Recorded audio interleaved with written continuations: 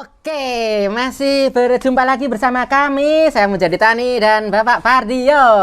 Wah, kopinya diminum Pak Pardio? Oh, siap. Oke. Tak tutup aja. Sudah minum. Sudah minum. Pas sudah minum dulu kita. Nah, ngelak dehidrasi kan gimana? Kan nggak asik. Masuk koran ya toh. Habis talkshow dehidrasi kan nggak asik banget itu. Nah, Pak Pardio kembali ke yang tadi. Itu kan shopping terapi, Ya. terus jatuh-jatuhnya yang terparahnya ke paranormal. Nah itu monggo dilanjut Pak Pardio. Ya itu kan proses ya, Ya, memang nggih. proses karena belum yakinan, belum mantapan orang tua Ya. terkait dengan tempat yang bisa menyembuhkan dalam Ya, tanda petik nggih. menurut keinginan orang tua kan Ya, seperti nggih, itu. nggih. Itu akibatnya ya mereka banyak berkunjung ke tempat-tempat terapi, Ya. ke pengobatan alternatif, Ya, ke nggih. paranormal dan Ya. lain sebagainya. Jadi hampir sebagian besar anak-anak yang sekolah di sini itu sudah kejeduk-jeduk. Ya. Kejeduk-jeduk itu apa ya bahasa? Kebentur-bentur Iya, kemana-mana. bener-bener ya. Udah ke klinik terapi, ke dokter, Ya. ke pengobatan alternatif, ke paranormal. Baru setelah itu orang tua menjadi sadar. Ya. Ternyata memang anak saya kondisinya seperti ini. Iya, nggih. Dan saya tidak Betul. bisa memaksakan diri Nggih. untuk menuntut hal yang lebih lah, Iya, apalagi sampai punya keinginan untuk menyembuhkan anaknya Iya, itu nggih. sampai kepada tingkat apa ya wis lah pasrah gitu lah. Nggih.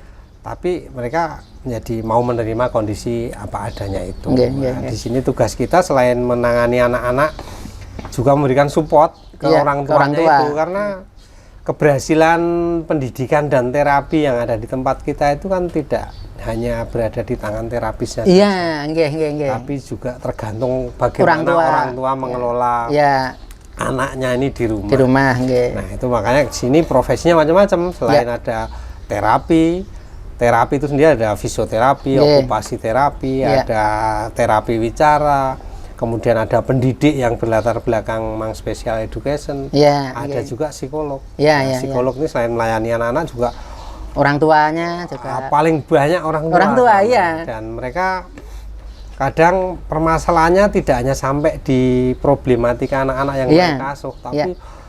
melebar nih problematika keluarga. Iya, Karena keluarga, punya anak-anak nggih. seperti ini kalau orang tua kan tidak kompak kan. Iya, nggih, berat. Kadang ya wis lah ibunya sendiri yang sibuk, kadang Iya. kebalik bapaknya yang sibuk ngurusi Iya, anaknya, iya. ibunya yang bekerja. Macam-macam dinamikanya Iya, macam-macam. iya. Dan itu kita harus tahu. Iya, nggih. Itu. Dan karena memang lebih ke fokus ke orang tua dan sekitarnya. Kalau anaknya sendiri kan kadang dia merasa baik-baik saja kan. Iya. Dia merasa bahagia iya, saja. bahagia.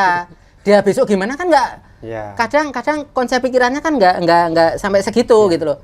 Bahkan hal untuk yang apa ya istilahnya yang membahayakan pada diri sendiri itu kan kadang ada yang belum paham, Iya. Pak Pardio. Itu juga yang kita pahamkan ke orang Nggih. tua, bahwa kita mendidik, memberikan terapi di sini itu tujuan akhirnya adalah membuat anak-anak bahagia. Bahagia, nggih. Nah, bahagia itu mulai dari prosesnya yang Iya, ada di sini sampai nggih. kemudian nanti harapannya ke depan anak itu bisa bahagia dengan kemampuannya yang Kemampuannya, maksimal. nggih.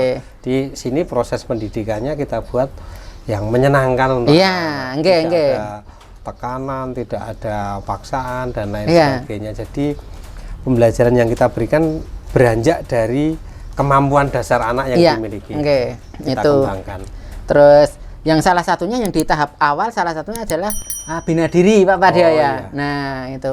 Karena kan tiap anak beda-beda. Ya. Keterampilan utama yang memang harus dikuasai oleh anak-anak seperti ini terutama bina diri. Bina diri, nggih. Bina diri ini orang awam mungkin belum begitu paham ya. Bina diri ini ya Iya. bagaimana anak ini bisa menguasai untuk mereka melayani dirinya sendiri. Iya, Mulai membantu dari dirinya hal yang sendiri. kecil lah. Ya. Apa namanya? Mandi, Ya. makan, minum, Ya, eh, BAB, toilet PAK, training nah, itu. kemudian sampai pada keterampilan-keterampilan sederhana dalam kehidupan sehari-hari mereka. Iya, Itu yang bisa kita- diterapkan. Ya. Nggih, nggih. Apalah artinya anak ini memiliki kemampuan yang tinggi, katakanlah kita paksa untuk memiliki kemampuan akademik tinggi, tetapi mereka tidak memiliki keterampilan sederhana dalam kehidupannya sehari-hari. Iya, nggih. Karena yang paling utama itu keterampilan bina diri. Iya. Ini akan menjadi modal utama untuk nanti anak-anak ini bisa hidup kembali ke keluarga, diterima masyarakat, Iya. bergaul dengan masyarakat, bisa berperan serta di masyarakat, Iya. sama seperti warga masyarakat lainnya. Ya. Gitu. Bahkan kadang kalau masyarakat umum yang belum tahu, mosok cewek wae ra iso, kasarannya kan gitu. Memang kemampuan anak beda-beda gitu. Nah, itu tugas kita itu adalah membantu membimbing itu tadi, dan alangkah lebih bagusnya ketika itu dilanjutkan di rumah sehingga ada keberlanjutan itu Pak Pade ya. Itu menunjang keberhasilan. Jadi apa yang kita berikan di sekolah ini kan waktunya terbatas. Ya, nggih. Anak lebih banyak waktunya hidup bersama keluarga di rumah. Iya. Jadi apa yang kita berikan di sekolah ini hanya sebenarnya stimulasi Stimulan, saja. Program yang kita berikan untuk nantinya program itu juga bisa dilaksanakan oleh orang tua di rumah dalam kehidupan sehari-hari tentunya. Tidak harus orang tua seperti guru di sekolah, tapi hal sederhana terkait tadi tentang kemampuan keterampilan hidup sehari-hari ini kan sebenarnya aktivitas sehari-hari di rumah. Tapi kalau anak tidak dibiasakan ya anak hanya akan berada di rumah dengan kondisi pasif saja. Oleh karenanya memang partisipasi orang tua ini juga perlu dimaksimalkan. Iya. Biar tujuan pendidikan tercapai gitu. Karena nggak mungkin dari satu sisi aja, satu pilar aja nggak mungkin gitu. Sangat luar biasa sekali Pak Pardio. Wah, minum dulu kita.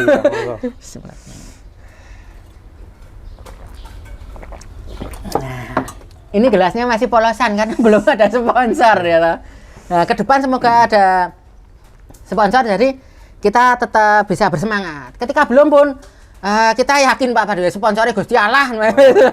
Itu Atlas itu. Aduh. Itu jadi memang berbagai banyak hal. Jadi kayak Pak Pardio tadi, meskipun di sini SLB autis, tapi ada juga yang lainnya Pak Pardio ya, semacam Down syndrome mungkin, cerebral palsy gitu. Terus kalau yang tadi yang ke paranormal gitu, mungkin kira-kira Pak Pardio ya, kita menebak secara awam gitu. Oh mungkin ini dikiranya kemasukan jin lah atau apa gitu. Kan kadang beda Pak Pardio ya. Kalau anak Down syndrome kan dia di kromosomnya kalau nggak salah Pak Pardio ya. Nah di situ. Jadi memang memang berbeda dengan hal-hal yang seperti itu. Berbau supranatural gitu. Yang supra biar motor aja. Itu. Kalau sebagai orang tua sih ya untuk menunjang kesabaran ya memang harus sisi doa, sisi usaha itu memang nggak harus seiring sejalan Pak Pardio ya. Dan ini punya keinginan untuk banyak mencari tahu tentang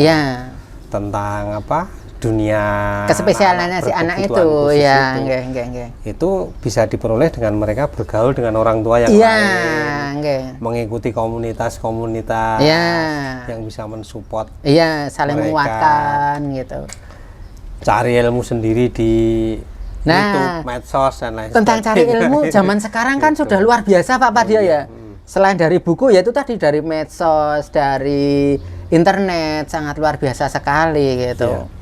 Kan banyak orang tua yang membawa anaknya ke sini itu tahu lokasi sini kebanyakan dari medsos. Dari medsos ya malahan ya. Bahkan apalagi musim pandemi ini ya. Di mana permedsosan itu sangat luar biasa berperan. Lebih banyak sering pegang HP dari pegang istri atau suami ya. Kalau saya belum ada yang dipegang, cari pegangan dulu saya. Barangkali guru di sini ada yang nyari jodoh apa dia? Oh siap. Malah banyak. Promo. Stoknya banyak. Promo diri. Ini tadi sebenarnya mau di kolam sana, kan kayak itu hidroterapi, kecipak-kecipik gitu. Kayak enggak sini lah, akhirnya di sini gitu. Nah, setelah dari obrolan yang tadi, barangkali Pak Pardio ada pesan-pesan kepada orang tua atau mungkin masyarakat sih Pak Pardio. Ya, seperti di awal tadi saya sampaikan, itu orang tua dipilih memiliki anak-anak istimewa ini kan karena memang dianggap mampu oleh yang di atas. Oleh karenanya amanah ini harus betul-betul dikelola dengan baik lah. Sehingga ibarat ini ujian nanti bisa sampai lulus ujian selesai gitu. Amin. Seperti itu. Harapannya kan dengan orang tua yang memiliki kesadaran yang tinggi, punya partisipasi yang aktif, keingintahuan yang besar tentang bagaimana bisa mengelola anak-anaknya seperti ini. Nantinya anak-anak ini kan diharapkan bisa mandiri, bisa hidup di keluarga, bisa bermasyarakat di lingkungannya, sama halnya seperti anak-anak pada umumnya. Sampai akhirnya mereka bisa menjadi warga masyarakat seperti pada umumnya, bisa berpartisipasi, bisa memiliki hak dan kewajiban yang sama dengan warga masyarakat pada umumnya. Itu. Saya dari kalimat itu saya Ciptono, Pak Pardio. Oh, Semarang ya? Ya, Semarang yang sekarang almarhum ya. Semoga Pak Ciptono husnul khotimah, diampuni semua doa-doanya, semua dosa-dosanya, dan diridhoi oleh Allah Subhanahu wa taala. Amin. Nah, beliau sempat yang saya ingat itu sempat menuliskan quotes gitu bahwa tugas anak-anak difabel itu adalah menginspirasi. Nah, itu terus saya mikir, iya ya, tugas mereka adalah menginspirasi, dan tugas kita adalah mengambil dari inspirasi itu. Sangat luar biasa sekali Pak Ciptono itu.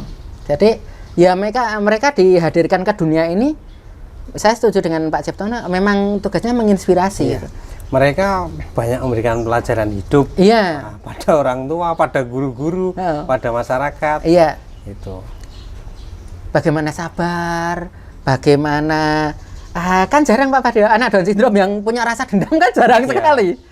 Anak-anak seperti ini kan mereka itu 100% jujur. Jujur. Disadari atau tidak mereka itu jujur. Itu. Dan apa ya, nothing tulus gitu loh, nggak dendaman, terus nggak iri, itu nggak. Happy aja, kan kadang happy gitu.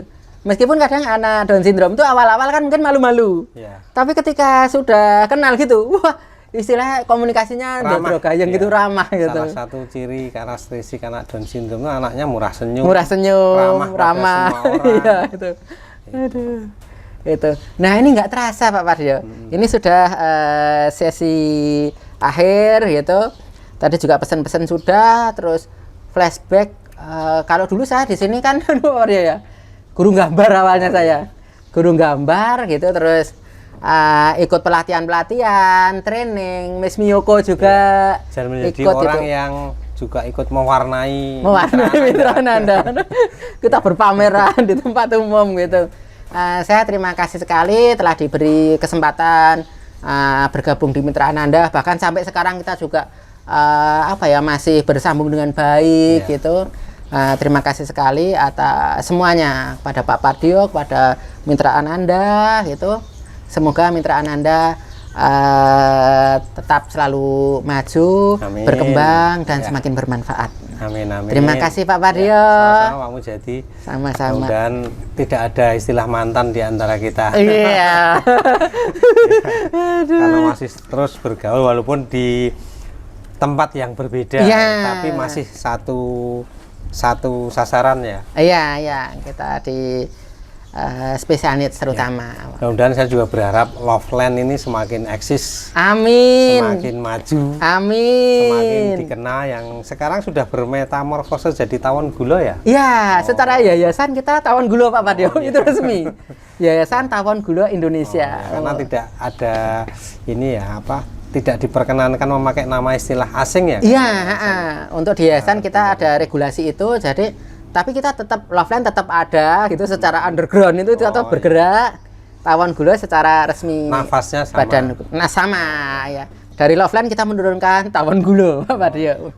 Kita akhiri dengan menyupluk kopi Pak Pardio. Terima kasih Pak Mujadi. Mari monggo. Sampai ketemu di Special Talk berikutnya. Saya Mujadi Tani dan Bapak Pardio.